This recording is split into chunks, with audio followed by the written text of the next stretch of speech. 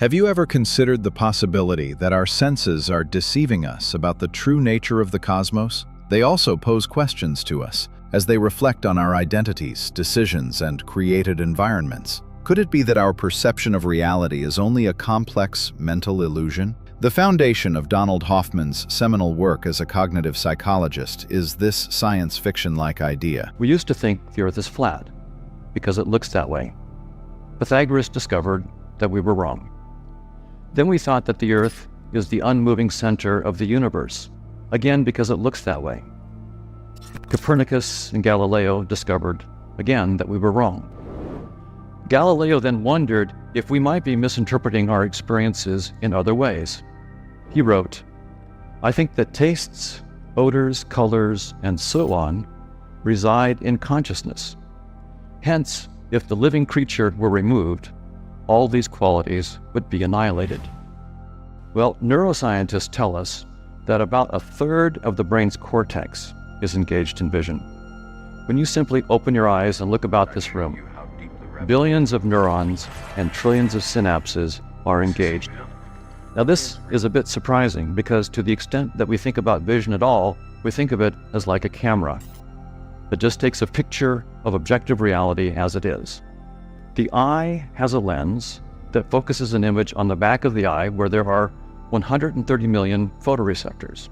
So the eye is like a 130 megapixel camera. But that doesn't explain the billions of neurons and trillions of synapses that are engaged in vision. What are these neurons up to? Well, neuroscientists tell us that they're creating in real time all the shapes, objects, colors, and motions that we see. It feels like we're just taking a snapshot of this room the way it is, but in fact, we're constructing everything that we see. We don't construct the whole world at once. We construct what we need in the moment. Consider for a moment that what you think is reality is actually more like an advanced computer interface that your brain has expertly created to make the intricate mechanisms of the world easier to understand. This is the core of Hoffman's thesis, which questions the notion that we have a direct line of communication with the outside world through our senses. His writings challenge us to consider the fundamental nature of reality as we know it, igniting debates in physics, philosophy, and cognitive science. Hoffman claims that reality is veiled from our comprehension because of its complexity. He contends that our understanding of the outside world does not accurately reflect the outside world. We've assumed that there's a pretty tight relationship between our perceptions and reality. If I look up and see the moon, then there is something that exists in space and time that matches what I perceive, and that if you take evolution by natural selection seriously, then that is precluded. Our perceptions are there. They're there to guide adaptive behavior, full stop. They're not there to show you the truth. In fact, the way I think about it is they're there to hide the truth because the truth is too complicated. It's just like if you're trying to, use your laptop to write an email. What you're doing is toggling voltages in the computer. But good luck trying to do it that way. The reason why we have a user interface is because we don't want to know that quote-unquote truth, the diodes and resistors and all that terrible hardware. If you had to know all that truth, your friends wouldn't hear from you. So what evolution gave us was perceptions that guide adaptive behavior, and part of that process, it turns out, means hiding the truth and giving you eye candy. Hoffman's method necessitates a fundamental reworking of our understanding of time and the nature of objective reality. He suggests that consciousness, rather than space-time and physical objects, is fundamental in light of the evolutionary findings. My attitude is, our best science is telling us that space-time is not fundamental. So why is that important here?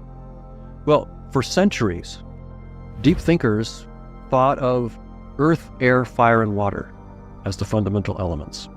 It was a reductionist kind of idea. Nothing was more elemental than you could sort of build everything up from those. When we got the periodic table of elements, we realized that, of course, we want to study earth, air, fire, and water. There's combustion science for fire. There's sciences for all these other things, water and so forth. So we're going to do science for these things, but fundamental? No. If you're looking for something fundamental, those are the wrong building blocks. Earth has many, many different kinds of elements that project into the one thing that we call Earth. If you don't understand that there's silicon, that there's iron, that there's all these different kinds of things that project into what we call Earth, you're hopelessly lost. You're not fundamental. You're not going to get there.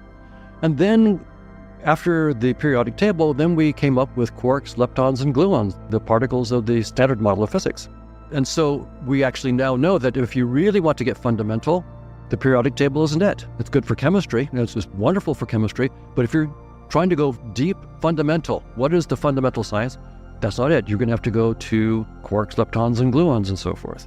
Well, now we've discovered space-time itself is doomed. Quarks, leptons, and gluons are just irreducible representations of the symmetries of space-time.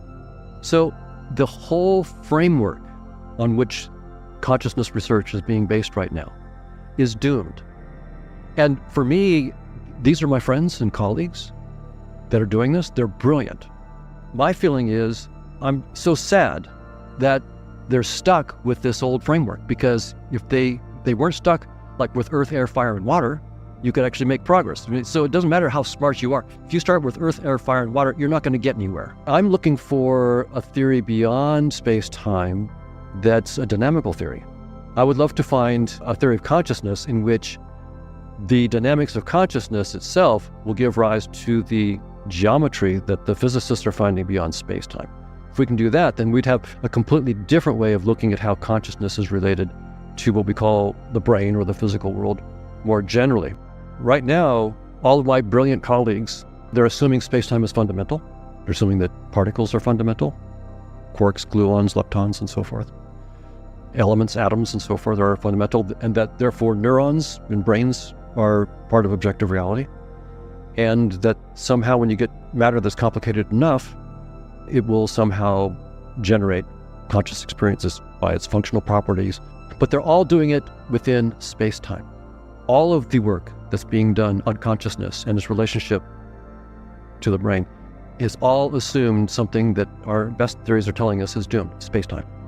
There's no such thing as space-time fundamentally in the laws of physics. Hoffman puts up a daring solution to the difficult problem of awareness. Not merely a consequence of the way our brain functions, consciousness is a basic feature of the cosmos. This changes the focus of the discussion from trying to locate consciousness in the brain, as if it were a little pilot, to viewing consciousness as a fundamental and ubiquitous force. Take Hoffman's treatment of the intricate connection between quantum theory and consciousness, for instance. According to him, the strange, observer-dependent character of quantum occurrences may be a reflection of how our reality is shaped by consciousness. Imagine a tree toppling in a deserted forest. It's like the tree in quantum mechanics both falls and doesn't fall until someone notices it. Hoffman suggests that the reality we experience may be similarly shaped by our consciousness.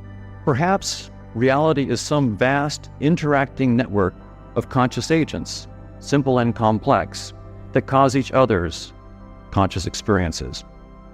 Actually, this isn't as crazy an idea as it seems, and I'm currently exploring it. But here's the point. Once we let go of our massively intuitive, but massively false assumption about the nature of reality, it opens up new ways to think about life's greatest mystery.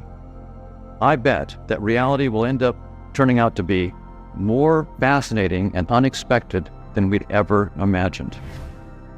Although Hoffman's theories have generated a lot of discussion and attention, it's important to note that there is ongoing research in this field. The validity and implications of his beliefs are being actively examined by the scientific community. Hoffman's views are intriguing, but critics point out that they are speculative and that empirical testing is difficult. The consequences of these theories for our understanding of consciousness and the relationship between the mind and reality are other topics of discussion.